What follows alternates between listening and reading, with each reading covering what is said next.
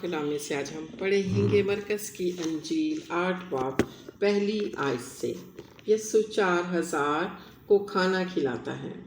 ان دنوں میں جب پھر بڑی بھیڑ جمع ہوئی اور ان کے پاس کچھ کھانے کو نہ تھا تو اس کے اپنے شاگردوں کو پاس بلا کر ان سے کہا، مجھے اس بھیڑ پر ترس آتا ہے کیونکہ یہ 3 دن سے برابر میرے ساتھ ہی ہیں اور ان کے پاس کچھ کھانے کو نہیں۔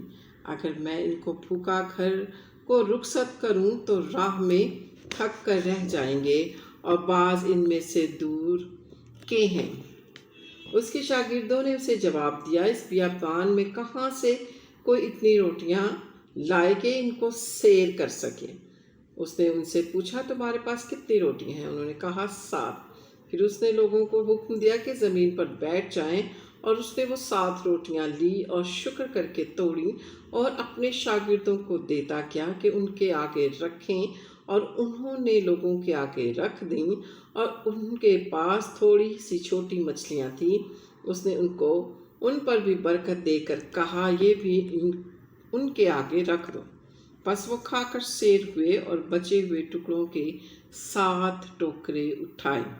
یہ لوگ 4000 کے قریب تھے، پر پھر اس نے ان کو رخصت کیا اور وہ فی الفور اپنے شاگردوں کے ساتھ کشتی میں بیٹھ کر دلمتا کے علاقے میں گیا۔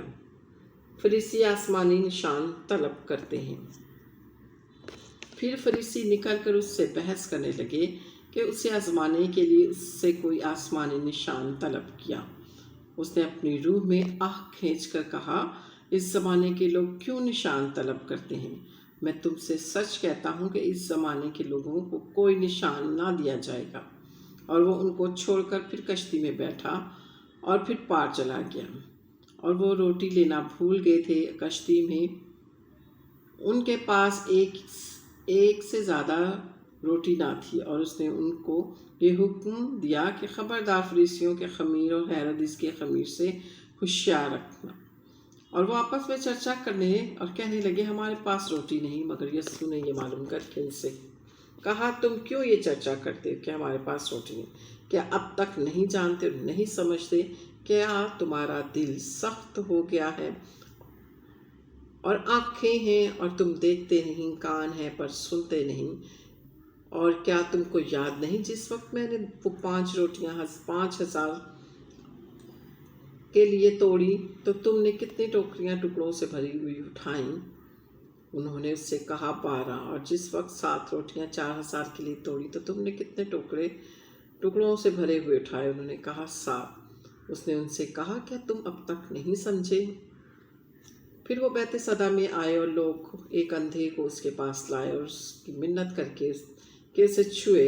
اس اندھے کا ہاتھ پکڑ کر اسے گاؤں سے باہر لے گیا اور اس کی آنکھوں میں تھوک کر اپنے ہاتھ اس پر رکھے اور اس سے پوچھا، کیا تو کچھ دیکھتا ہے؟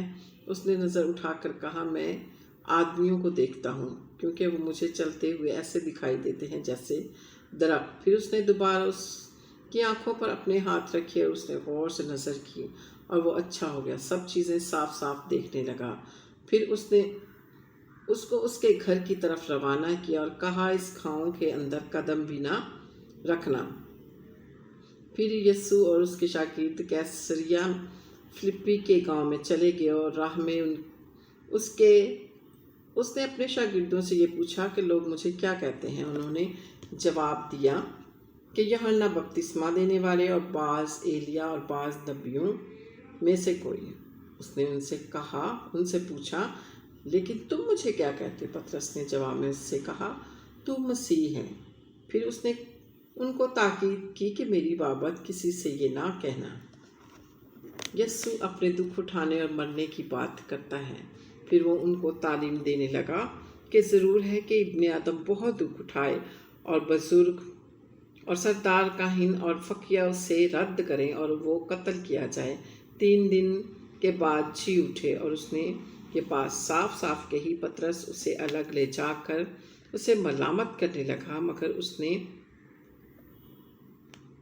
مڑ کر اپنے شاگردوں پر نگاہ کر کے پطرس کو ملامت کی اور کہا، اے شیطان، میرے سامنے سے دور ہو، کیونکہ تو خدا کی باتوں کا نہیں بلکہ آدمیوں کی باتوں کا خیال کرتا ہے۔ پھر اس نے بھیڑ کو اپنے شاگردوں سمیت پاس بلا کر ان سے کہا، اگر کوئی میرے پیچھے آنا چاہے تو اپنی خودی سے انکار کرے اور اپنی صلیب اٹھائے اور میرے پیچھے ہو لے، کیونکہ جو کوئی اپنی جان بچانا چاہے وہ اسے کھوئے گا، اور جو کوئی میری اور انجیل کی خاطر اپنی جان کھوئے گا وہ اسے بچائے گا۔ اور آدمی اگر ساری دنیا کو حاصل کرے اور اپنی جان کا نقصان اٹھائے تو اسے کیا فائدہ ہوگا، اور آدمی اپنی جان کے بدلے کیا دیے؟ کیونکہ جو کوئی اس زناکار اور خطا کار قوم میں مجھ سے اور میری باتوں سے شرمائے گا، ابن آدم بھی جب اپنے باپ کے جلال میں پاک فرشتوں کے ساتھ آئے گا تو اس سے شرمائے گا۔